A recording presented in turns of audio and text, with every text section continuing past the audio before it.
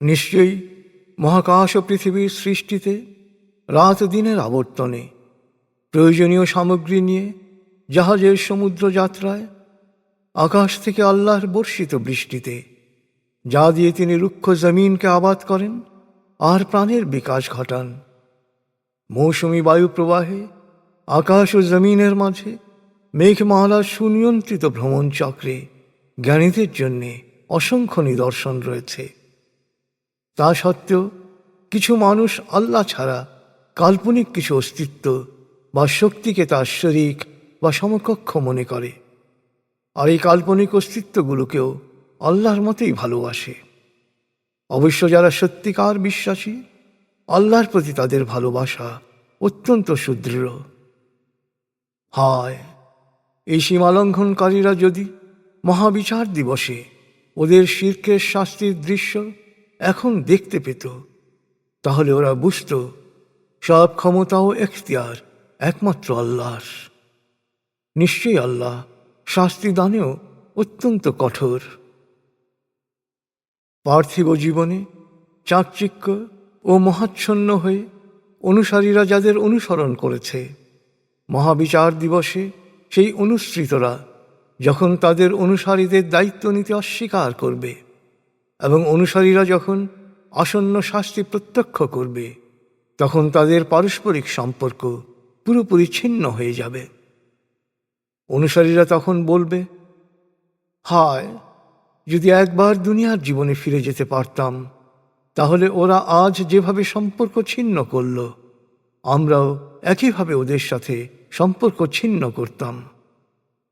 আল্লাহ ওদের সকল কৃতকর্ম ওদেরকে এমন পুঙ্খানুপুঙ্খ রূপে দেখাবেন যে ওরা শুধু পরিতাপ করতে থাকবে, কিন্তু ওরা কখনো জাহান্নামের অগ্নিকুণ্ড থেকে বেরোনোর পথ পাবে না। হে মানুষ, দুনিয়ায় যা কিছু হালাল ও ভালো তা তোমরা আস্বাদন করো, কিন্তু শয়তানের পদাঙ্ক অনুসরণ করো না। নিশ্চয়ই শয়তান তোমাদের প্রকাশ্য শত্রু। শয়তান তোমাদের সবসময় অন্যায় ও অশ্লীলতায় প্রলুব্ধ করবে, এবং তোমরা সঠিকভাবে জানো না আল্লাহ সম্পর্কে এমন সব কথা বলতে প্ররোচিত করবে। যখন সত্য অস্বীকারীদের বলা হয়, আল্লাহ যে বিধিবিধান নাজিল করেছেন তা অনুসরণ করো, তখন ওরা বলে, না, আমরা আমাদের বাপ দাদাদের বিশ্বাস ও রীতিনীতিকেই অনুসরণ করব। যদি ওদের বাপ দাদারা সহজাত বিচার বুদ্ধি প্রয়োগ না করে থাকে এবং সত্য পথ থেকে বঞ্চিত থাকে, তারপরে কি ওরা সে পথে চলবে? যারা সত্য অস্বীকার করে তাদের উপমা হচ্ছে এমন এক প্রাণীর, যাকে যত কথাই বলা হোক সে কিছু শব্দ বা আওয়াজ ছাড়া কোনো কিছুই শোনে না, বোঝে না। সহজাত বিচার বুদ্ধি প্রয়োগ না করায় কার্যত ওরা বধির, বোবা ও অন্ধ হয়ে গেছে, তাই ওরা কিছুই বুঝতে পারে না। হে বিশ্বাসীগণ, তোমরা যদি শুধু আমারই ইবাদত করো, তাহলে আমি রিজিক হিসেবে যে ভালো জিনিস তোমাদের দিয়েছি তা থেকে আহার করো আর আল্লাহর শুকরিয়া আদায় করো। আল্লাহ তো তোমাদের জন্য শুধু মরা জন্তু, রক্ত, শূকরের মাংস হারাম করেছেন। অবশ্য আল্লাহ ছাড়া অন্য কারো নাম নিয়ে জবাই করা হয়েছে এমন সব প্রাণীর মাংস তোমাদের জন্যে হারাম করা হয়েছে, কিন্তু একান্ত নিরুপায় অবস্থায় বিধান লঙ্ঘন করার কোনো রকম অভিপ্রায় ছাড়া শুধু ক্ষুধা নিবৃত্তির জন্যে তা খেলে কোনো দোষ নেই। নিশ্চয়ই আল্লাহ অতীব ক্ষমাশীল, পরম দয়ালু। আল্লাহ কিতাবে যে বিধিবিধান নাজিল করেছেন, যারা তা গোপন করে এবং সামান্য বৈষয়িক স্বার্থের জন্যে তা বিসর্জন দেয়, তারা আসলে আগুন ভক্ষণ করে। মহাবিচার দিবসে আল্লাহ ওদের সাথে কথা বলবেন না এবং ওদের এ অপরাধ ক্ষমাও করবেন না। ওদের জন্য অপেক্ষা করছে কঠিন পীড়াদায়ক শাস্তি। ওরা সৎ পথের বদলে ভ্রান্ত পথ আর ক্ষমা ও অনুগ্রহের বদলে কঠিন আযাব বেছে নিয়েছে। জাহান্নামের আগুনে পুড়তে ওদের কত না আগ্রহ! আল্লাহ সত্য বিধান সহ কিতাব নাজিল করেছেন, কিন্তু ওরা নিজেদের চিন্তা ভাবনা ও খেয়ালকে স্রষ্টার বিধানের উপর স্থান দিয়েছে। তাই ওরা সত্য থেকে দূরে বিভ্রান্তির অতল গহ্বরে ডুবে গেছে। পূর্ব বা পশ্চিমমুখী হওয়ার মধ্যে কোনো পুণ্য নেই। পুণ্য রয়েছে এক, আল্লাহ, আখিরাত, ফেরেশতা, সকল কিতাব ও নবীদের উপর বিশ্বাসে। দুই, আল্লাহর সন্তুষ্টির উদ্দেশ্যে আত্মীয় স্বজন, এতিম মিসকিন, অসহায়, মুসাফির ও সাহায্য প্রার্থীকে সাহায্য এবং দাস মুক্তির জন্যে অর্থদানে। তিন, নামাজ কায়েম ও জাকাত আদায়ের মধ্যে। চার, ওয়াদা রক্ষা, দুঃখ কষ্ট, বালা মুসিবত ও দুর্যোগে ধৈর্য ধারণ করায়। যারা তা করবে তারাই প্রকৃত সত্যানুসারী ও আল্লাহ সচেতন।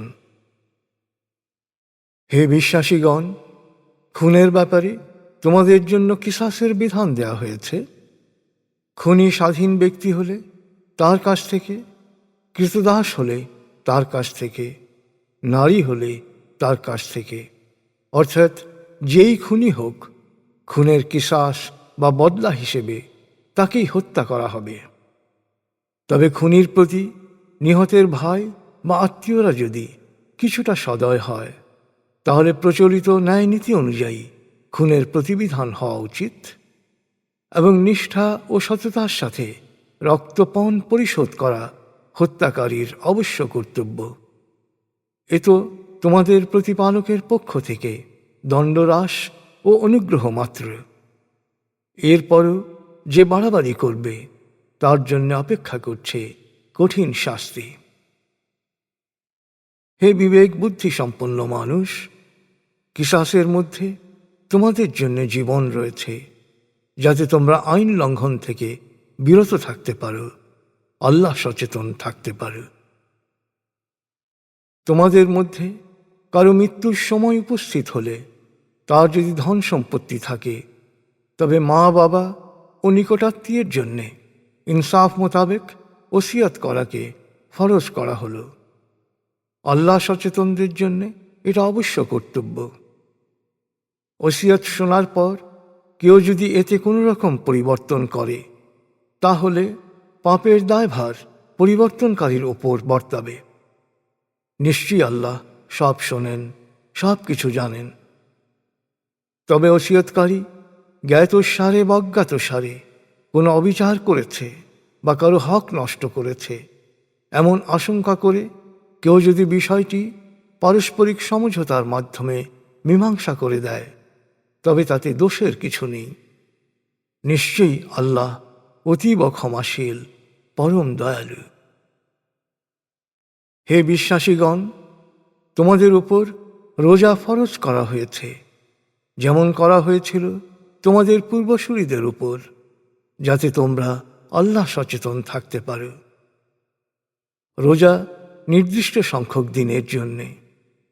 কেউ অসুস্থ হলে বা সফরে থাকলে অন্য সময়ে সমসংখ্যক দিন রোজা রাখবে।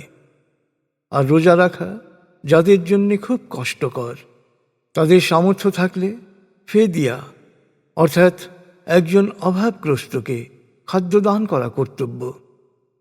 আর যদি কেউ আনন্দিত চিত্তে আরও বেশি সৎকর্ম অর্থাৎ বেশি সংখ্যক অভাবগ্রস্তকে খাদ্য দান করে, তবে তা তার জন্যে অতিরিক্ত কল্যাণ বয়ে আনবে। তবে রোজা রাখা তোমাদের জন্যে সবচেয়ে বেশি কল্যাণের, যদি তোমরা জানতে। রমজান মাসেই কোরআন নাজিল হয়েছে, আর কোরআন হচ্ছে মানুষের জন্য সঠিক জীবন দৃষ্টি ও সত্য পথের দিশারি এবং ন্যায় অন্যায়, সত্য ও মিথ্যা নিরূপণের নিরঙ্কুশ মানদণ্ড। অতএব এখন থেকে যারাই এ মাস পাবে, তাদের জন্য পুরো মাস রোজা রাখা অবশ্য কর্তব্য।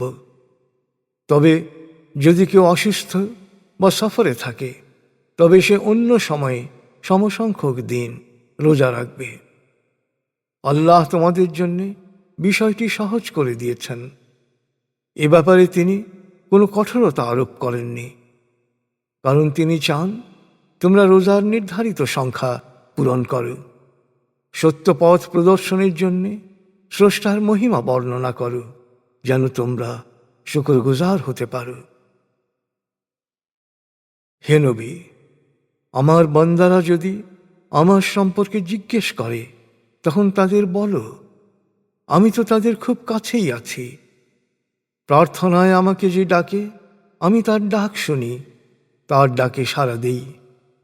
তাই আমাকে বিশ্বাস করা ও আমার ডাকে সাড়া দেয়া, অর্থাৎ আমার দেয়া ধর্মবিধান অনুসরণ করা তাদের কর্তব্য। তাহলেই তারা সত্য পথে চলতে পারবে। রোজার রাতে তোমাদের জন্য স্ত্রী সহবাস বৈধ করা হয়েছে। তারা তোমাদের পোশাক আর তোমরাও তাদের পোশাক। আল্লাহ ভালো করেই জানেন যে তোমরা নিজেদের বৈধ আনন্দ থেকে বঞ্চিত করছ। তাই তিনি দয়া করে তোমাদের এই অতিরিক্ত কঠোরতা লাঘব করেছেন। এখন তোমরা স্বামী স্ত্রী রাতে একত্রে ঘুমাও ও আনন্দিত হও। রাতের আধার ভেদ করে প্রভাতের শুভ্র আভায় স্পষ্ট না হওয়া পর্যন্ত পানাহার করো, আর পুনরায় রাত না আসা পর্যন্ত রোজা রাখো। তবে মসজিদে ইতিকাফে অর্থাৎ সাময়িকভাবে সংসার বিচ্ছিন্ন হয়ে প্রার্থনা ও ধ্যানে নিমগ্ন থাকাকালীন স্ত্রী সহবাস করবে না। এই হচ্ছে আল্লাহর সুস্পষ্ট সীমারেখা। এভাবেই আল্লাহ তার বিধিমালা সহজ সুন্দর করে বয়ান করেন, যাতে তোমরা আল্লাহ সচেতন থাকতে পারো। হে বিশ্বাসীগণ, তোমরা একে অন্যের ধন সম্পত্তি অন্যায়ভাবে গ্রাস করো না, আর জেনে শুনে অন্যায়ভাবে অপরের ধন সম্পত্তির কিছু অংশ গ্রাস করার উদ্দেশ্যে বিচার কাজে সংশ্লিষ্টদের প্রভাবিত করো না। তারা নতুন চাঁদ সম্পর্কে তোমাকে জিজ্ঞেস করে। তাদের বলো, এটা মানুষের জন্যে সময় তারিখ নির্ধারক ও হজের সময় নির্দেশক। পেছন দিক দিয়ে ঘরে প্রবেশ করার মধ্যে কোনো পুণ্য নেই, পুণ্য রয়েছে আল্লাহ সচেতনতায়। তাই সামনের দরজা দিয়ে ঘরে প্রবেশ করো এবং আল্লাহ সচেতন হও, তাহলেই তোমরা সফল কাম হবে। হে বিশ্বাসীগণ, কেউ তোমাদের বিরুদ্ধে যুদ্ধে লিপ্ত হলে তোমরাও আল্লাহর পথে তাদের বিরুদ্ধে যুদ্ধ করো, কিন্তু কখনো সীমালঙ্ঘন করো না। আল্লাহ সীমালঙ্ঘনকারীদের অপছন্দ করেন। আগ্রাসীদের যেখানে পাও সেখানে হত্যা করো। আগ্রাসীরা যেখান থেকে তোমাদের উচ্ছেদ করেছিল তোমরাও সেখান থেকে তাদের বহিষ্কার করো। নিঃসন্দেহে অত্যাচার, উৎপীড়ন, হত্যা অপেক্ষাও মারাত্মক অপরাধ। তবে মসজিদুল হারামের কাছে যুদ্ধ করবে না, যদি না সেখানে তোমরা আক্রান্ত হও। যদি আক্রান্ত হও তবে নিঃসংকোচে সেখানে তাদের হত্যা করো। সত্য অস্বীকারীদের এটাই হচ্ছে পরিণতি। কিন্তু যদি তারা যুদ্ধ ও উৎপীড়ন থেকে বিরত হয় তবে জেনে রাখো, আল্লাহ অতীব ক্ষমাশীল, পরম দয়ালু। জুলুম, উৎপীড়নের অবসান ও আল্লাহর ধর্মবিধান প্রতিষ্ঠিত না হওয়া পর্যন্ত যুদ্ধ করে। তবে যদি তারা যুদ্ধ ও উৎপীড়ন থেকে বিরত হয় তবে তোমরাও সংযত হও। জালেম ছাড়া অন্য কারো উপর হাত তুলবে না। পবিত্র মাসই পবিত্র মাসের বিনিময়। পবিত্র মাসের পবিত্রতা রক্ষা করা সব পক্ষেরই দায়িত্ব। তাই কেউ যদি পবিত্র মাসে তোমাদের ওপর আক্রমণ চালায় তোমরাও পাল্টা আক্রমণ করবে। তবে সবসময় আল্লাহ সচেতন থেকো। জেনে রাখো, আল্লাহ সবসময়ই সত্য সচেতনদের সাথে থাকেন। আর আল্লাহর পথে মুক্ত হস্তে ব্যয় করো।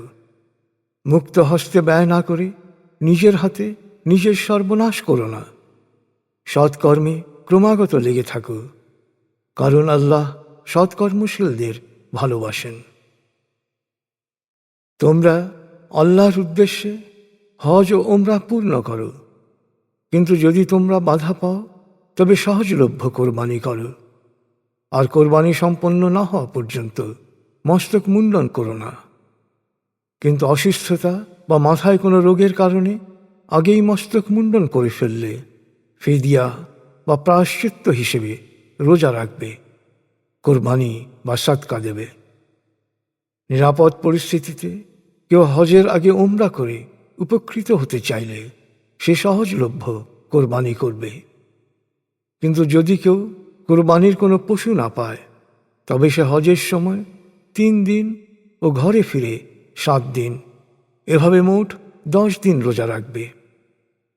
মসজিদুল হারামের কাছে পরিবার পরিজন সহ বাস করে না এমন লোকদের জন্যে এ নিয়ম প্রযোজ্য।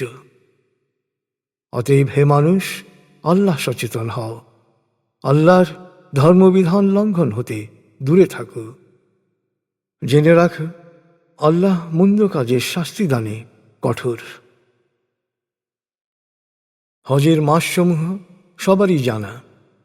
যারাই এ মাসে হজের নিয়ত করবে তারা হজের সময় যৌনাচার, অন্যায়, দুর্ব্যবহার, ঝগড়া বিবাদ থেকে বিরত থাকবে।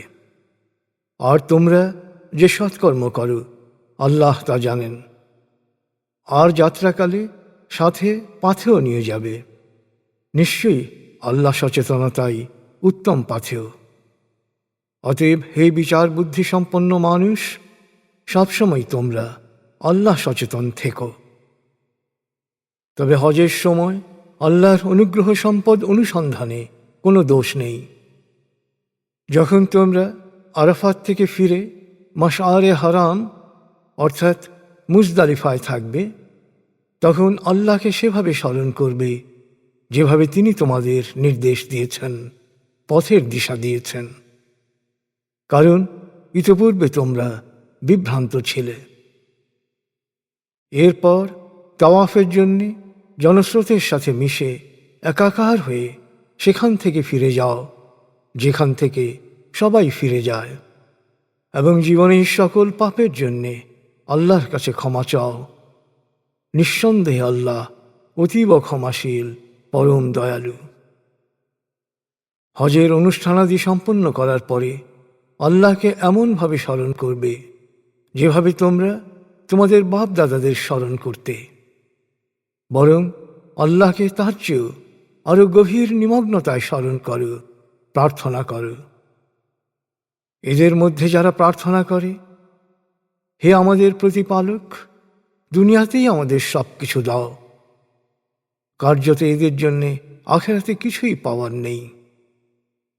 আবার যারা প্রার্থনা করে, হে আমাদের প্রতিপালক, আমাদের দুনিয়ার কল্যাণ দান করো, আখিরাতের কল্যাণ দান করো, আর আগুনের শাস্তি থেকে আমাদের রক্ষা করো। এরা তাদের কর্ম অনুসারে দুনিয়া ও আখিরাত উভয় স্থানেই ফল লাভ করবে। আল্লাহ দ্রুত যথাযথ হিসাবকারী।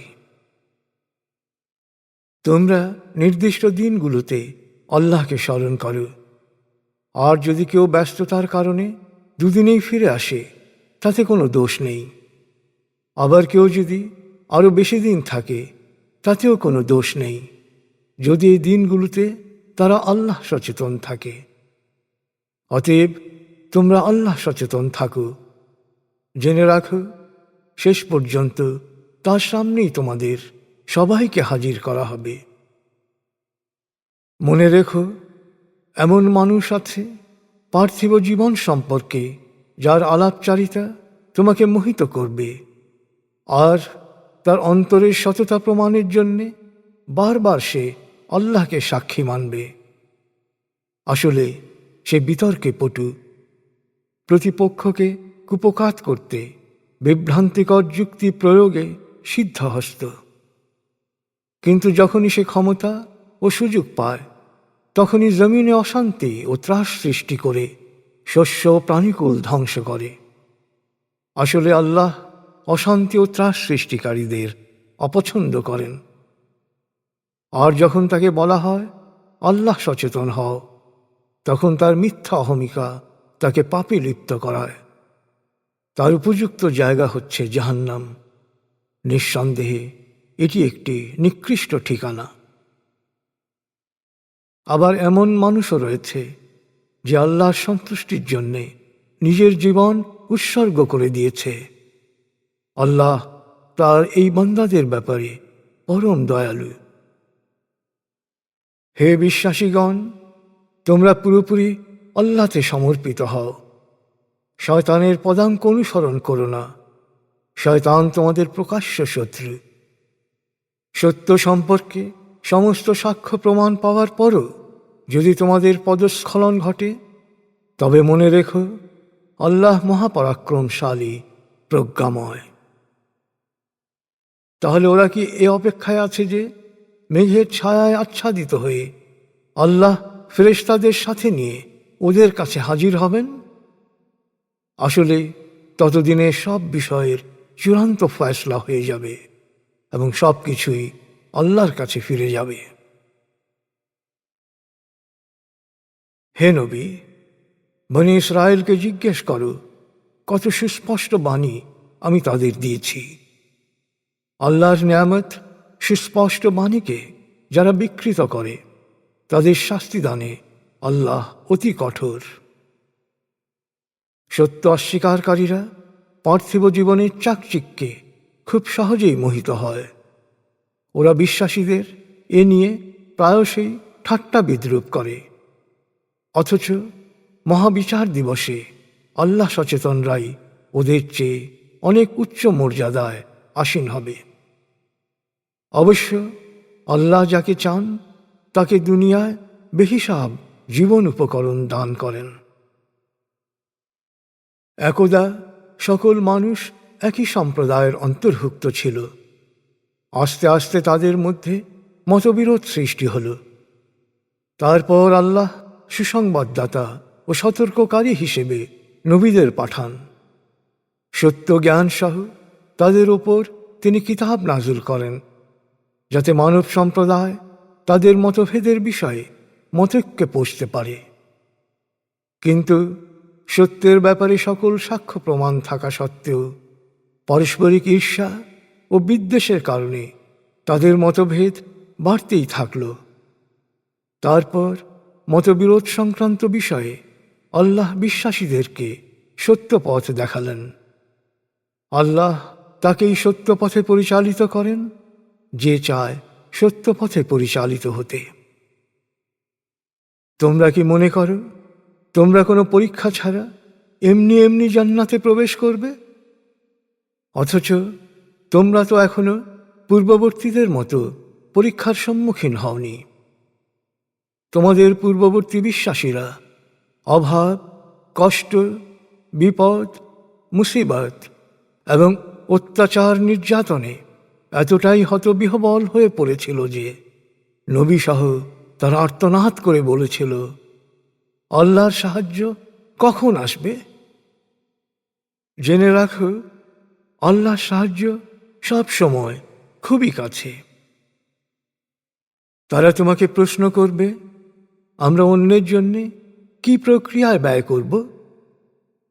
হে নবী, তুমি বলো, তোমাদের অর্থ সম্পত্তি প্রথমত মা বাবা, তারপর পরিবার, আত্মীয় স্বজন, এতিম, অভাবী ও মুসাফিরদের জন্য ব্যয় করবে। তোমরা যে সৎকর্মই করো না কেন আল্লাহ তা সবই জানেন। হে বিশ্বাসীগণ, তোমাদেরকে যুদ্ধের নির্দেশ দেয়া হয়েছে। হতে পারে এই নির্দেশ তোমাদের অপছন্দ। আসলে তোমরা যা অপছন্দ করছো তাই তোমাদের জন্যে ভালো হতে পারে, আর যা পছন্দ করছো তা হতে পারে তোমাদের জন্যে খারাপ।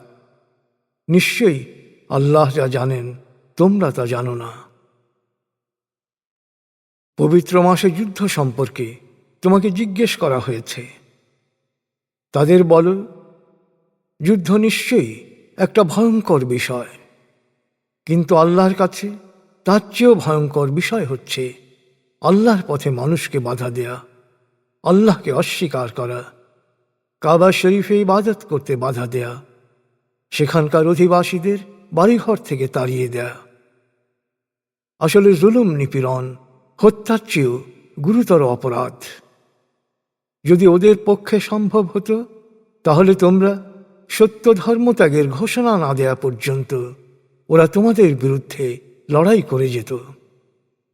কিন্তু তোমাদের মধ্য থেকে কেউ যদি সত্য ধর্মত্যাগের ঘোষণা দাও এবং সত্য অস্বীকারী হিসেবে মারা যাও, তাহলে তার সকল কর্ম নিষ্ফল হবে। জাহান্নাম হবে তার ঠিকানা, সেখানেই সে থাকবে চিরকাল। আর যারা সত্য বিশ্বাস করেছে, হিজরত করেছে, আল্লাহর পথে সর্বাত্মক সংগ্রাম করেছে, তারা সঙ্গতভাবেই আল্লাহর অনুগ্রহ প্রত্যাশা করতে পারে। আল্লাহ অতীব ক্ষমাশীল, পরম দয়ালু। লোকজন মদ ও জুয়া সম্পর্কে তোমাকে জিজ্ঞেস করছে। বলো, দুটোই গুরুতর ক্ষতিকারক। ওতে কিছু কিছু উপকারও আছে, তবে উপকারের চেয়ে ক্ষতির পরিমাণ অনেক অনেক বেশি। তারা তোমাকে জিজ্ঞেস করছে, আল্লাহর পথে কি ব্যয় করব? বলো, প্রয়োজনের অতিরিক্ত সব কিছুই ব্যয় করতে পারো।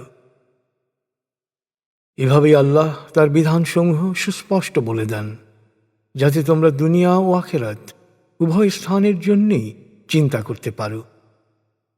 তারা জিজ্ঞেস করছে, এতিমদের ব্যাপারে কি করব? বলো, তাদের জন্যে সুব্যবস্থা করা উত্তম। আর তোমরা যদি তাদের সাথে একত্রে থাকো তবে তারা তোমাদের ভাই। আল্লাহ অবশ্যই হিতকারী আর অনিষ্টকারীর মধ্যে পার্থক্য করবেন। আল্লাহ ইচ্ছে করলেই এ বিষয়ে তোমাদের উপর কষ্টকর দায়িত্ব দিতে পারতেন। মনে রেখো, আল্লাহ সর্বশক্তিমান, প্রজ্ঞাময়। বিশ্বাসী না হওয়া পর্যন্ত শরিককারী নারীকে বিয়ে করো না। শরিককারী নারী তোমাদের মোহিত করলেও একজন বিশ্বাসী দাসী তার চেয়ে উত্তম। সত্য ধর্মে বিশ্বাসী না হওয়া পর্যন্ত শরিককারী পুরুষের সাথে তোমাদের মেয়েদের বিয়ে দিও না। উচ্চবংশীয় শরিককারী পুরুষ তোমাদের মোহিত করলেও একজন বিশ্বাসী দাস তার চেয়ে ভালো। শরিককারীরা তোমাদের জাহান্নামের দিকে ডাকে, আর আল্লাহ তোমাদের অনুগ্রহ করে জান্নাত ও ক্ষমার দিকে আহ্বান করেন। আল্লাহ মানুষের জন্য স্বীয় বিধান স্পষ্ট করে বয়ান করেন, যাতে তারা প্রয়োজনীয় শিক্ষা গ্রহণ করতে পারে। লোকজন তোমাকে মহিলাদের মাসিক রজস্রাব সম্পর্কে জিজ্ঞেস করে। বলো, এটা হচ্ছে অপরিচ্ছন্ন কষ্টকর অবস্থা। তাই মাসিককালে স্ত্রী সহবাস বর্জন করবে। পরিচ্ছন্ন ও পবিত্র না হওয়া পর্যন্ত তাদের সাথে সহবাস থেকে বিরত থাকবে। পবিত্র হওয়ার পর তাদের সাথে আবার স্বাভাবিক শারীরিক সম্পর্কে ফিরে যাবে। যারা তওবা করে ও পবিত্র থাকে, নিশ্চয়ই আল্লাহ তাদের ভালোবাসেন। তোমাদের স্ত্রীরা হচ্ছে তোমাদের ফলনভূমি। অতএব যখন ইচ্ছা গর্ভাধান করতে পারো, কিন্তু প্রথমে সৎকর্ম করে তোমাদের আত্মার তৃপ্তির উপকরণের ব্যবস্থা করো। সবসময় আল্লাহ সচেতন থাকো। জেনে রেখো, তার সামনে তোমাদের অবশ্যই হাজির হতে হবে। অতএব হে নবী, বিশ্বাসীদের কল্যাণ ও সৌভাগ্যের সুখবর দাও। সৎকর্ম, আল্লাহ সচেতনতা ও মানুষের মধ্যে সৌহার্দ্য ও সম্প্রীতি সৃষ্টির কাজ থেকে বিরত থাকার জন্যে আল্লাহর নামে করা শপথকে তোমরা অজুহাত হিসেবে দাঁড় করাবে না। আল্লাহ সব শোনেন, সব জানেন। পরিণতি চিন্তা না করে বা ঝোঁকের মাথায় হঠাৎ করা এই অর্থহীন শপথের জন্যে আল্লাহ তোমাদের শাস্তি দেবেন না। কিন্তু চিন্তা ভাবনা করে দৃঢ় অভিপ্রায় নিয়ে কোনো শপথ করলে অবশ্যই সেই জন্যে তোমরা দায়ী থাকবে। নিশ্চয়ই আল্লাহ অতীব ক্ষমাশীল, অপরিমেয় ধৈর্যধারী। যারা স্ত্রীর সাথে সহবাস না করার শপথ করে তাদের জন্যে 4 মাসের ছাড় রয়েছে। এর মধ্যে যদি তারা স্ত্রীর কাছে ফিরে যায় তবে নিশ্চয়ই আল্লাহ অতীব ক্ষমাশীল, পরম দয়ালু। আর যদি তারা তালাক দেওয়ার সিদ্ধান্ত নেয় তবে আল্লাহ সব শোনেন, সব জানেন। তালাকপ্রাপ্তা স্ত্রী পুনরায় বিয়ের জন্যে 3 রজস্রাব কাল অপেক্ষা করবে। তারা আল্লাহ ও আখেরাতে বিশ্বাসী হলে তাদের গর্ভে আল্লাহ যা সৃষ্টি করেছেন তা গোপন রাখা বৈধ নয়। যদি তারা আপোষে মিলে থাকতে চায় তাহলে এ সময়ের মধ্যে স্বামীরা তাদেরকে পুনরায় স্ত্রী হিসেবে ঘরে নিয়ে যেতে পারবে। পুরুষদের উপর এ ব্যাপারে নারীদের ন্যায়সঙ্গত অধিকার রয়েছে, তেমনি পুরুষদেরও অধিকার আছে নারীদের উপর। তবে এক্ষেত্রে পুরুষের সুযোগ একটু বেশি। আল্লাহ সর্বশক্তিমান, প্রজ্ঞাময়। এ তালাক 2 বার। দ্বিতীয়বার তালাক দেয়া হলে এরপর হয় স্ত্রীকে ভালোভাবে রাখবে অথবা সদয়ভাবে বিদায় দেবে। আর স্ত্রীকে যা কিছু দিয়েছ তা থেকে কোনো কিছু ফেরত নেয়া তোমাদের জন্যে বৈধ নয়। অবশ্য যদি তারা দুজনেই আশঙ্কা করে যে তারা আল্লাহ প্রদত্ত সীমারেখা রক্ষা করে চলতে পারবে না, এবং তোমরাও যদি মনে করো যে এরা আল্লাহর সীমারেখা রক্ষা করে চলতে পারবে না, তাহলে স্ত্রী কোনো কিছুর বিনিময়ে নিষ্কৃতি পেতে চাইলে এর মধ্যে দূষণীয় কিছু নেই। এটি আল্লাহ নির্ধারিত সীমারেখা, তাই তোমরা এই সীমা লঙ্ঘন করো না। আসলে সীমালঙ্ঘনকারীরাই জালেম। 2 বার তালাক দেওয়ার পর স্বামী যদি স্ত্রীকে 3য় বার তালাক দেয় তবে সেই স্ত্রী তার জন্যে আর বৈধ হবে না। তবে সাবেক স্ত্রী যদি অন্য কাউকে বিয়ে করে এবং তারপর সেখানেও বিবাহ বিচ্ছেদ হয়, তাহলে প্রথম স্বামী আবার তাকে বিয়ে করতে পারবে, যদি তারা দুজনেই মনে করে যে তারা আল্লাহর বিধান অনুসারে জীবন যাপন করতে পারবে। আর এভাবে পুনরায় বিয়েতেও কোনো দোষ নেই। জ্ঞানীদের জন্যে আল্লাহ তার বিধান সুস্পষ্ট করে দিয়েছেন। যখন তোমরা স্ত্রীদের তালাক দাও এবং তাদের ইদ্যত পূর্ণ হওয়ার সময় আসে, তখন হয় তাদের ভালোভাবে ফিরিয়ে নাও অথবা ভালোভাবে বিদায় দাও। তাদের শুধু কষ্ট দেওয়ার জন্যে আটকে রেখে সীমা লঙ্ঘন করো না। নিজের ওপর এটি সুস্পষ্ট জুলুম। তোমরা আল্লাহর বিধানকে হাসি তামাশার বস্তু বানিও না। ভুলে যেও না তোমাদের ওপর তার নেয়ামতকে। তিনি যে কিতাব ও হিকমা নাজিল করেছেন তার মর্যাদা রক্ষা করো। আল্লাহ সচেতন থেকো। জেনে রাখো আল্লাহ তোমাদের সব কিছুরই খবর রাখেন। তোমরা যখন স্ত্রীদের তালাক দেওয়ার কাজ সম্পন্ন করো এবং স্ত্রীরাও তাদের নির্দিষ্ট ইদ্যত পূর্ণ করে, তখন প্রস্তাবিত স্বামীর সাথে তাদের বিয়ের ব্যাপারে বাধা সৃষ্টি করো না। যদি তারা বৈধ পদ্ধতিতে পরস্পরকে বিয়ে করতে সম্মত হয়ে থাকে। আল্লাহ এবং শেষ বিচারে বিশ্বাসীদের জন্যে এটাই সুষ্ঠু ও পবিত্র কর্মনীতি। নিশ্চয়ই আল্লাহ যা জানেন তোমরা তা জানো না। আর মায়েরা তাদের সন্তানদের পুরো 2 বছর বুকের দুধ দেবে। যদি কেউ মুদ্দাত অর্থাৎ বুকের দুধ পান করার সময় পূর্ণ করতে চায়, এক্ষেত্রে পিতা যথারীতি খোরপোশ দেবে। তবে কাউকেই তার সাধ্যের অতিরিক্ত দায়িত্বভার দেয়া যাবে না। কোনো জননী বা জনককে সন্তানের জন্য ক্ষতিগ্রস্ত করা যাবে না। উত্তরাধিকারীদের জন্য একই বিধান প্রযোজ্য। যদি সন্তানের পিতামাতা পারস্পরিক সম্মতি বা পরামর্শক্রমে 2 বছরের মধ্যে দুধ ছাড়াতে চায় তবে তাতে কোনো দোষ নেই।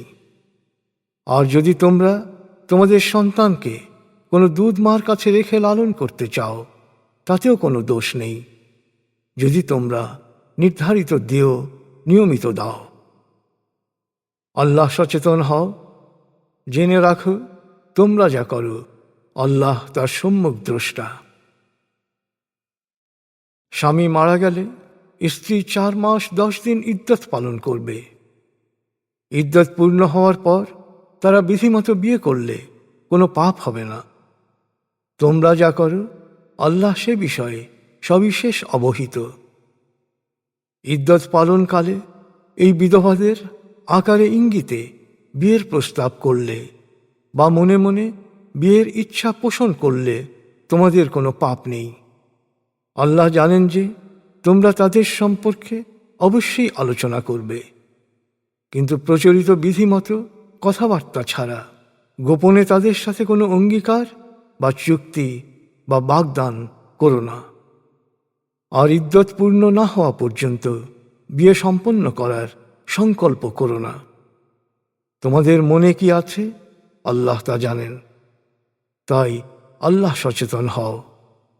জেনে রাখো আল্লাহ অতীব ক্ষমাশীল, পরম সহনশীল। স্ত্রীদের স্পর্শ করার বা দেনমোহর ধার্য করার আগেই তাদের তালাক দেয়া কোনো অপরাধ নয়।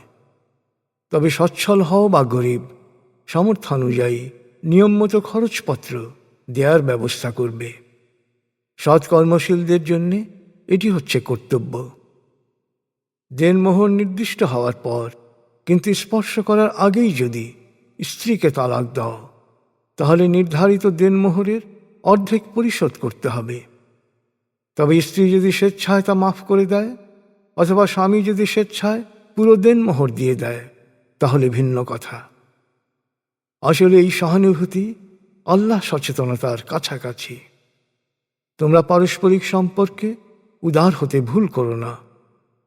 নিশ্চয়ই তোমরা যা করো আল্লাহ তার সম্যক দ্রষ্টা। তোমরা নামাজে মনোযোগী হও, বিশেষভাবে মধ্যবর্তী নামাজে আল্লাহর সামনে এমন বিনয় অবনতভাবে দাঁড়াও যেভাবে একজন অনুগত দাস দাঁড়িয়ে থাকে। যদি কোনো কারণে ভয় বা ভীতি কাজ করে তবে চলন্ত অবস্থায় নামাজ পড়বে। আর যখন নিরাপদ বোধ করবে তখন আল্লাহকে সেই নিয়মে স্মরণ করো যে নিয়ম তিনি শিক্ষা দিয়েছেন, যা তোমরা পূর্বে জানতে না। তোমাদের মধ্যে যাদের মৃত্যু আসন্ন তারা যেন বিধবা স্ত্রীকে 1 বছরের ভরণ পোষণের ব্যবস্থা ও ঘর থেকে বের করে না দেওয়ার ওসিয়ত করে।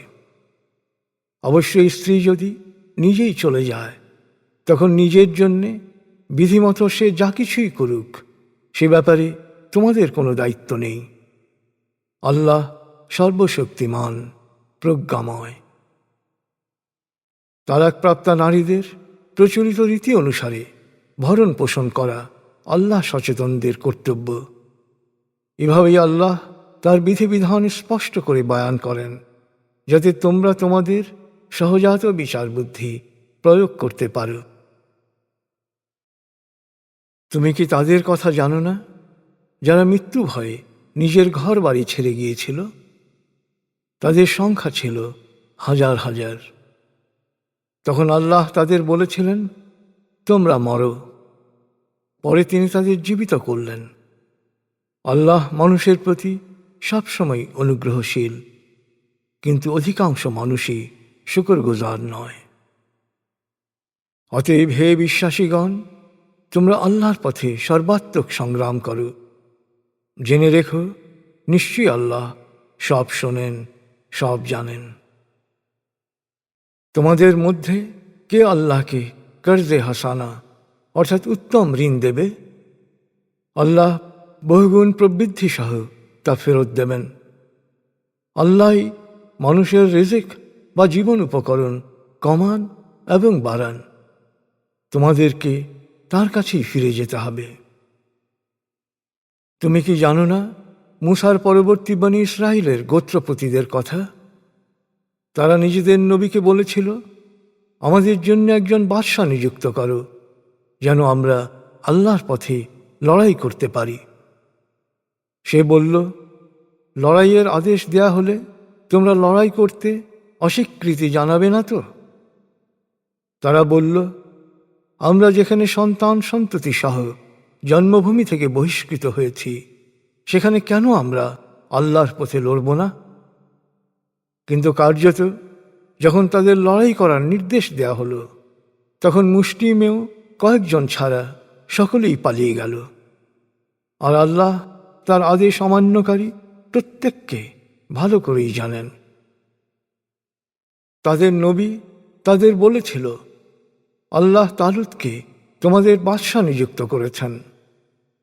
তারা বলল, আমরা রাজত্ব করার বেশি যোগ্য, আর সে তো সাধারণ, তার তো তেমন ধন সম্পত্তি নেই, সে কিভাবে আমাদের উপর কর্তৃত্ব করবে?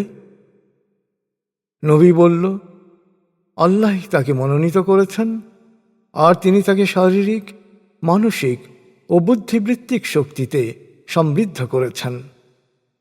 আল্লাহ যাকে ইচ্ছা রাজত্ব ও কর্তৃত্ব দান করেন। আল্লাহ প্রাচুর্যময়, মহাজ্ঞানী। তাদের নবী তাদের বলেছিল, আল্লাহ তাকে বাদশাহ নিযুক্ত করার নিদর্শন হচ্ছে তোমাদের কাছে সেই তাবুত, সিন্দুক বা হৃদয় ফিরে আসবে, যাতে পাবে অন্তরের প্রশান্তি, এবং মূসা ও হারুনের বংশধরদের রেখে যাওয়া উত্তরাধিকারের ভগ্নাংশ, আর ফেরেশতারা তা বয়ে নিয়ে আসবে। যদি সত্য বিশ্বাসী হও, নিশ্চয়ই তোমাদের জন্যে এতে রয়েছে উজ্জ্বল নিদর্শন। তারপর তালুত যখন সেনাদল নিয়ে অভিযানে বের হল, তখন সে বলল, আল্লাহ এক নদী দিয়ে তোমাদের বিশ্বাসের পরীক্ষা করবেন। যারা নদী থেকে পানি পান করবে তারা দলচ্যুত হবে, আর যারা পানি পান থেকে বিরত থাকবে তারা আমার দলে থাকবে। অবশ্য যারা শুধু এক অঞ্জলি পানি পান করবে তারাও দলভুক্ত থাকবে। কিন্তু যখন তারা নদীর কাছে পৌঁছালো, তখন একটা ছোট দল ছাড়া সবাই আকণ্ঠ পানি পান করল। যখন তালুত ও তার বাহিনী নদী পার হল, তখন আকণ্ঠ পানি পানকারীরা বলল, জালুত ও তার সৈন্যবাহিনীর বিরুদ্ধে যুদ্ধ করার মতো শক্তি আজ আর আমাদের নেই। কিন্তু যারা বিশ্বাস করত যে একদিন তাদেরকে আল্লাহর সামনে হাজির হতে হবে, তারা বলল, আল্লাহর অনুগ্রহে একটি ছোট দল একটি বড় দলের ওপর জয়ী হয়েছে। নিশ্চয়ই আল্লাহ ধৈর্যশীলদের সাথে রয়েছেন। জালুত ও তার বিশাল বাহিনীর মুখোমুখি হওয়ার পর বিশ্বাসীরা প্রার্থনা করল, হে আমাদের প্রতিপালক, আমাদের ধৈর্য দাও, আমাদের পদক্ষেপকে সুদৃঢ় করো, এবং সত্য অস্বীকারীদের ওপর আমাদের বিজয়ী করো। আল্লাহর অনুগ্রহে তারা সত্য অস্বীকারীদের পরাজিত করল।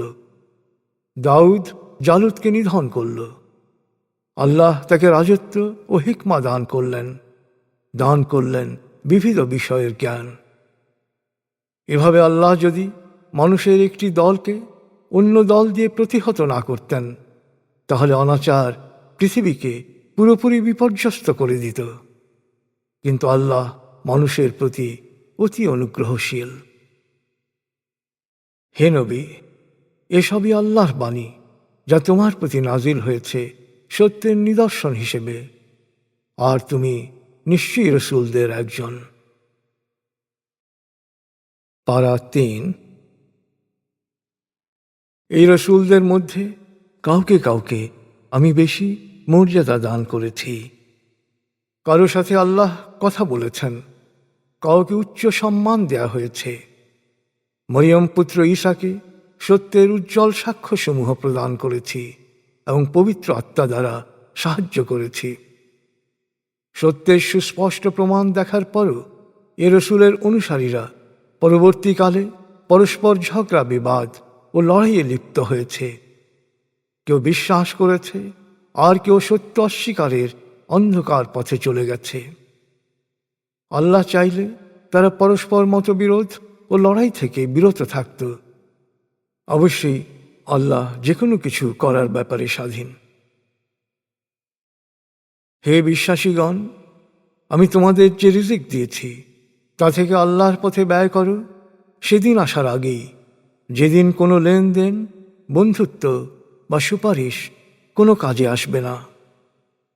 আসলে সত্য অস্বীকারীরাই প্রকৃত জালেম। আল্লাহ ছাড়া কোনো উপাস্য নেই, তিনি শাশ্বত চিরঞ্জীব, সর্বসত্তার ধারক। তিনি তন্দ্রা নিদ্রাহীন, সদা সজাগ, মহাকাশ ও পৃথিবীর সব কিছুর মালিক। তার সদয় অনুমতি ছাড়া তার কাছে সুপারিশ করার সাধ্য কারণেই দৃশ্যমান বা অদৃশ্য, অতীত বা ভবিষ্যৎ, সৃষ্টির সব কিছুই তিনি জানেন। তিনি যতটুকু জানাবেন, এর বাইরে তার জ্ঞানের সীমানা সম্পর্কে ধারণা করা কারো পক্ষেই সম্ভব নয়। তার আসন, তার কর্তৃত্ব পৃথিবী ও নভমণ্ডলের সর্বত্র বিস্তৃত, আর তা সংরক্ষণে তিনি অক্লান্ত। তিনি সর্বোচ্চ সুমহান। ধর্মে কোনো জোর জবরদস্তি নেই। ভ্রান্ত পথ হতে আলোর পথ এখন সুস্পষ্ট। তাই অপশক্তির আকর্ষণকে প্রত্যাখ্যান করে যে আল্লাহর প্রতি বিশ্বাস স্থাপন করে, সে এক চিরস্থায়ী নিশ্চিত আশ্রয় লাভ করে। নিশ্চয়ই আল্লাহ সব শোনেন, সব জানেন। আল্লাহ বিশ্বাসীদের অভিভাবক। তিনি তাদের অন্ধকার থেকে আলোয় নিয়ে যান। আর যারা সত্য অস্বীকার করে, তাদের পৃষ্ঠপোষক হচ্ছে অপশক্তি। এই অপশক্তি ওদেরকে আলো থেকে অন্ধকারে নিয়ে যায়। ওরাই হবে জাহান্নামের অধিবাসী, সেখানে থাকবে চিরকাল। তুমি কি ওই ব্যক্তির কথা ভেবে দেখনি? আল্লাহ তাকে রাজত্ব দিয়েছিলেন, শুধু সে কারণেই সে ইব্রাহিমের সাথে তার প্রতিপালককে নিয়ে বিতর্ক করতে সাহস পেয়েছিল। যখন ইব্রাহিম বলল, আমার প্রতিপালক তিনি, যিনি জীবন দান করেন এবং মৃত্যু ঘটান, সে বলল, আমিও জীবন দান করি ও মৃত্যু ঘটাই। ইব্রাহিম বলল, তাই যদি সত্য হয়, তবে আল্লাহ তো সূর্যকে উদিত করেন পূর্ব দিক থেকে, তুমি সূর্যকে পশ্চিম দিক থেকে উদিত করো। তখন নমরুদ হতভম্ব হয়ে গেল। আল্লাহ জালেমকে কখনো সৎ পথ দেখান না। অথবা সেই ব্যক্তির কথা স্মরণ করো, যে একটি শহরের ধ্বংসস্তূপের সামনে দাঁড়িয়ে বলেছিল, এই বিলুপ্ত জনপদকে আল্লাহ পুনরায় কিভাবে জীবিত করবেন? তখন আল্লাহ তার প্রাণ হরণ করলেন। সে 100 বছর মৃত পড়ে রইল। এরপর আল্লাহ তাকে পুনর্জীবিত করলেন। জিজ্ঞেস করলেন, তুমি কতকাল এখানে পড়েছিলে? সে বলল, একদিন বা তার চেয়ে কিছু কম সময়। আল্লাহ বললেন, 100 বছর এভাবে ছিলে। তোমার খাদ্য ও পানীয়ের দিকে তাকাও, একই অবস্থায় রয়েছে। অপরদিকে গাধাটার দিকে তাকাও, হাড় গোড় ছাড়া কিছু নেই। এসব এই জন্যে করেছি যে তোমাকে আমি মানব জাতির জন্যে দৃষ্টান্তে পরিণত করব। এবার দেখতে থাকো, এই হাড়গোড় কিভাবে আমি মাংস ও ত্বক দিয়ে ঢেকে দিই। যখন সত্য তার কাছে সুস্পষ্ট হয়ে উঠল, তখন সে বলে উঠল, আমি জানি যে নিশ্চয়ই আল্লাহ সর্ববিষয়ে সর্বশক্তিমান। যখন ইব্রাহিম বলল, হে আমার প্রতিপালক, আমাকে দেখাও তুমি কিভাবে মৃতকে জীবিত করো, তিনি বললেন, তবে কি তুমি বিশ্বাস করো না? সে বলল, অবশ্যই বিশ্বাস করি, শুধু আমার মনের সান্ত্বনার জন্যে। তিনি বললেন, তাহলে 4টা পাখি ধরে ওদের বশ করো, তারপর ওদের টুকরো টুকরো করে এক এক অংশ এক এক পাহাড়ে রেখে আসো। এবার ওগুলোকে ডাক দাও, পাখিগুলো দৌড়ে তোমার কাছে চলে আসবে। জেনে রাখো, আল্লাহ মহাপরাক্রমশালী, প্রজ্ঞাময়। যারা নিজেদের ধন সম্পত্তি আল্লাহর পথে ব্যয় করে, তাদের এই সৎ দান হচ্ছে এমন একটি শস্য বীজ, যাতে উৎপন্ন হয় 7টি শীষ, আর প্রতিটি শীষে থাকে শত শস্য দানা। আল্লাহ যাকে ইচ্ছা বহুগুণ প্রবৃদ্ধি দান করেন। আল্লাহ অনন্ত প্রাচুর্যময়, সর্বজ্ঞ। দানের কথা প্রচার না করে যারা আল্লাহর পথে ধন সম্পত্তি ব্যয় করে এবং গ্রহীতাকে কোনো কষ্ট দেয় না, তাদের পুরস্কার প্রতিপালকের কাছে জমা থাকবে। তাদের কোনো ভয় থাকবে না, তারা দুঃখিতও হবে না। দান করে খোঁটা দিয়ে কষ্ট দেওয়ার চেয়ে শুধু মিষ্টি কথা বলা বা সমবেদনা প্রকাশ করা অনেক ভালো। নিশ্চয়ই আল্লাহ সকল অভাব মুক্ত, পরম সহনশীল। হে বিশ্বাসীগণ, দানের কথা প্রচার করে ও গ্রহীতাকে কষ্ট দিয়ে বা খোঁটা দিয়ে তোমাদের দানকে সেই ব্যক্তির ন্যায় নিষ্ফল করো না যে আত্মপ্রচারের জন্য দান করে এবং আল্লাহ ও আখেরাতে অবিশ্বাসী। এ দানের উপমা হচ্ছে মাটির আস্তর জমা একটি মসৃণ পাথরের চাতাল। প্রবল বৃষ্টি হল, চাতালের ওপর থেকে সব মাটি ধুয়ে চলে গেল। তাদের উপার্জন তাদের কোনো উপকারে এলো না। সত্য অস্বীকারীদের আল্লাহ সৎ পথে দেখান না। অপরদিকে যারা শুধু আল্লাহর সন্তুষ্টির জন্যে আন্তরিকতার সাথে দান করে, তাদের উপমা হচ্ছে উঁচু জায়গায় এমন একটি বাগান যেখানে মুষলধারে বৃষ্টি হলে দ্বিগুণ ফল উৎপন্ন হয়, আর হালকা ঝিরঝিরে বৃষ্টিও বাগানটিকে ফুলে ফলে সুশোভিত রাখার জন্যে যথেষ্ট। তোমরা যা করো আল্লাহ তার সম্যক দ্রষ্টা। তোমরা কি কেউ চাও তোমাদের এমন একটি বিশাল বাগান হবে যা ঝর্ণা পরিবেষ্টিত, সব ধরনের ফল মূলে সুশোভিত? তোমরা বুড়ো হবে, ছেলে মেয়েরাও হবে দুর্বল, নাবালক। এমন সময় অগ্নিক্ষরা ঘূর্ণিঝড়ে বাগান পুড়ে খাক হয়ে যাক? এভাবে আল্লাহ তার বিধান সুস্পষ্টভাবে বয়ান করেন যেন তোমরা সহজেই তা অনুধাবন করতে পারো। হে বিশ্বাসীগণ, তোমরা যা উপার্জন করো আর জমিন থেকে যা উৎপাদিত হয় তা থেকে ভালো অংশ আল্লাহর পথে ব্যয় করো। বেছে বেছে খারাপ জিনিসগুলো দান করতে যেও না, কারণ যে জিনিস তোমরা গ্রহণ করতে চাইবে না তা কখনো দান করতে চাওয়া উচিত নয়। তোমাদের জানা থাকা উচিত, নিশ্চয়ই আল্লাহ অভাবমুক্ত, সর্বোত্তম প্রশংসায় প্রশংসিত। শয়তান তোমাদের দারিদ্র্যের ভয় দেখায় আর বখিল বা কৃপণ হতে উৎসাহ যোগায়। অপরদিকে আল্লাহ তোমাদেরকে ক্ষমা অনুগ্রহের প্রতিশ্রুতি দেন। নিশ্চয়ই আল্লাহ প্রাচুর্যময়, সর্বজ্ঞ। আল্লাহ যাকে ইচ্ছা হিকমা বা প্রজ্ঞা দান করেন। যাকে প্রজ্ঞা দেয়া হয় তাকে দেয়া হয় অফুরন্ত কল্যাণ। আসলে সহজাত বিচার বুদ্ধি প্রয়োগকারীরাই সত্য উপদেশ গ্রহণ করে। অন্যের জন্যে তোমরা যা কিছু ব্যয় করো বা যা কিছু তোমরা মানত করো, আল্লাহ সবই জানেন। দান না করে অর্থ কুক্ষিগত করা জুলুম, আর এই জালেমদের কোনো সাহায্যকারী থাকবে না। তোমরা প্রকাশ্যে দান করলে তাও ভালো, আর যদি গোপনে অভাবীকে দাও তা আরও ভালো। দানের কারণে তোমাদের অনেক পাপ মোচন হবে। তোমরা যা করো আল্লাহ তা জানেন। হে নবী, মানুষকে সত্য পথ গ্রহণ করানোর দায়িত্ব তোমাকে দেয়া হয়নি।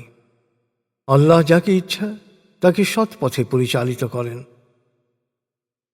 হে মানুষ, যে অর্থ বিত্ত তোমরা দান করো সে দান তো তোমাদের নিজেদের কল্যাণের জন্যেই। তোমরা তো আল্লাহ সন্তুষ্টির জন্যে ব্যয় করো। অতএব দানের পুরোপুরি প্রতিদান তোমাদেরকে অবশ্যই দেয়া হবে। তোমাদের হক কখনো নষ্ট করা হবে না।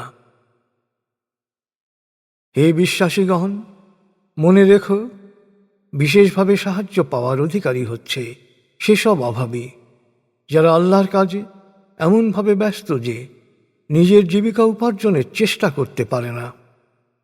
তারা কিছু চায় না দেখে অবিবেচকরা মনে করে এদের কোনো অভাব নেই। এদের দিকে তাকালেই এদের ভেতরের অবস্থা বুঝতে পারবে। এরা কখনো ভিক্ষা চায় না। এদের সাহায্যে তোমরা যে অর্থবিত্ত ব্যয় করবে তা আল্লাহর কাছে গোপন থাকবে না। নিশ্চয়ই যারা তাদের উপার্জন থেকে রাতে বা দিনে, প্রকাশ্যে বা গোপনে, সচ্ছল বা অসচ্ছল অবস্থায় দান করে, তাদের জন্যে তাদের প্রতিপালকের কাছে পুরস্কার রয়েছে। তাদের কোনো ভয় বা পেরেশানি থাকবে না। যারা সুদ খায় তাদের অবস্থা হচ্ছে শয়তানের স্পর্শে সহজাত বিচার বুদ্ধি লোপ পাওয়া ব্যক্তির মতো। এজন্যেই তারা বলে, ব্যবসা তো সুদের মতোই। অথচ আল্লাহ ব্যবসাকে হালাল ও সুদকে হারাম করেছেন। যার নিকট তার প্রতিপালকের বিধান পৌঁছেছে এবং সুদ খাওয়া থেকে বিরত থেকেছে, তার অতীতের বিষয় সম্পূর্ণতই আল্লাহর এখতিয়ারে। কিন্তু যারা বিধান জানার পরও সুদ খেতে থাকবে, জাহান্নামী হবে তাদের আবাসস্থল, সেখানেই থাকবে তারা চিরকাল। সুদী অর্থ আল্লাহর রহমত থেকে পুরোপুরি বঞ্চিত থাকে, আর সৎ দান তার অনুগ্রহ সিক্ত হয়ে বহুগুণে সমৃদ্ধ হয়। যারা অকৃতজ্ঞ এবং ক্রমাগত পাপে লিপ্ত, আল্লাহ তাদের অপছন্দ করেন। নিশ্চয়ই যারা সত্যে বিশ্বাস করে, সৎকর্ম করে, নামাজ কায়েম করে, যাকাত আদায় করে, তাদের প্রতিফল তাদের প্রতিপালকের কাছে সংরক্ষিত। তাদের কোনো ভয় বা পেরেশানি থাকবে না। হে বিশ্বাসীগণ, আল্লাহ সচেতন থাকো। সুদের যা বকে আছে তা ছেড়ে দাও, যদি সত্যি সত্যি তোমরা বিশ্বাসী হয়ে থাকো। যদি তোমরা সুদ না ছাড়ো, তবে আল্লাহ ও তার রসূলের বিরুদ্ধে যুদ্ধের জন্য প্রস্তুত হও। কিন্তু যদি তোমরা তওবা করো এবং সুদ পরিত্যাগ করো, তবে তোমাদের মূলধন তোমাদেরই প্রাপ্য হবে। তোমরা জুলুম করো না এবং তোমাদের ওপরও জুলুম করা হবে না। যদি খাতক অভাবী হয়, তবে সচ্ছল না হওয়া পর্যন্ত তাকে ছাড় দাও। আর যদি ঋণ মাফ করে দাও, তবে তা তোমাদের জন্যে আরও কল্যাণের, যদি তোমরা তা জানতে। হে মানুষ, তোমরা সেই দিন সম্পর্কে সচেতন হও যেদিন তোমাদেরকে আল্লাহর কাছে ফিরিয়ে আনা হবে, এবং তারপর প্রত্যেককেই তার কর্মফল পুরোপুরি প্রদান করা হবে। কারো উপর কোনো অন্যায় করা হবে না। হে বিশ্বাসীগণ, তোমরা যখন একে অন্যের সাথে ঋণ সংক্রান্ত লেনদেন করো, তখন তা লিখে রেখো। আর তোমাদের মধ্যে কোনো লেখক যেন তা সঠিকভাবে লিখে দেয়। যেহেতু আল্লাহ তাকে শিক্ষা দিয়েছেন, তাই লেখক কখনোই লিখতে অস্বীকার করবে না।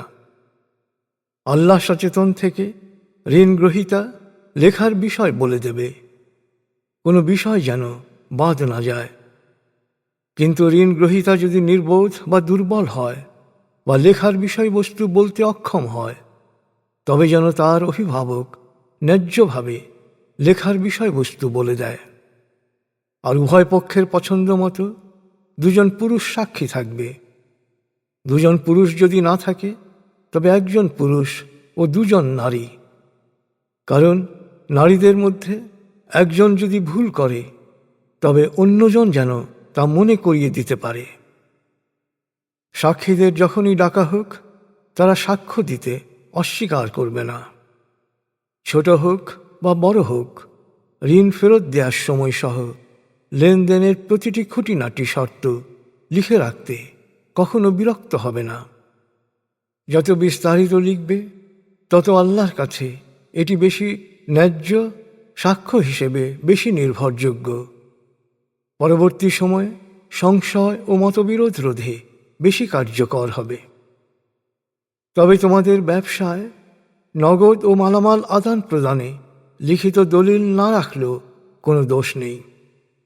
অবশ্য যে কোনো লেনদেন ও বেচাকেনায় সাক্ষী রেখো। লেখক ও সাক্ষী যেন ক্ষতিগ্রস্ত না হয়, সেদিকে লক্ষ্য রেখো। যদি এদের ক্ষতিগ্রস্ত করো, তবে তা হবে অন্যায়। সব সময় আল্লাহ সচেতন থেকো, কারণ আল্লাহ তোমাদের কল্যাণের সঠিক কর্মনীতি শিক্ষা দিয়েছেন। তিনি সব বিষয়ে সর্বোচ্চ জ্ঞানের অধিকারী। যদি তোমরা সফরে থাকো এবং কোনো লেখক পাওয়া না যায়, তবে বন্ধক রাখা বৈধ। তোমরা একে অপরকে বিশ্বাস করলে যাকে বিশ্বাস করা হয় সে যেন আমানত ফেরত দেয়, সে যেন সব সময় আল্লাহ সচেতন থাকে। আর তোমরা সাক্ষ্য গোপন করো না। যে সাক্ষ্য গোপন করে তার অন্তর কালিমা লিপ্ত হয়। তোমরা যাই করো না কেন, আল্লাহ সবই জানেন। মহাকাশ ও পৃথিবীতে যা কিছু আছে সবই আল্লাহর। তোমাদের মনে যা আছে তা তোমরা প্রকাশ করো বা গোপন রাখো, আল্লাহ অবশ্যই সব কিছুর হিসাব নেবেন।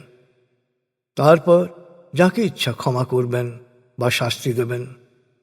আল্লাহ সর্ববিষয়ে সর্বশক্তিমান। মহান প্রতিপালকের কাছ থেকে যে বিধিবিধান নাজিল হয়েছে, রসুল এবং তার সঙ্গী বিশ্বাসীরা তাতে পুরোপুরি বিশ্বাস করে। তারা সকলেই আল্লাহ, তার ফেরেশতা, তার প্রেরিত কিতাব ও তার রসুলগণকে বিশ্বাস করে। তারা বলে, আমরা আল্লাহর রসুলগণের মধ্যে কোনো পার্থক্য করি না। আমরা আল্লাহর নির্দেশ শুনেছি এবং মেনে নিয়েছি।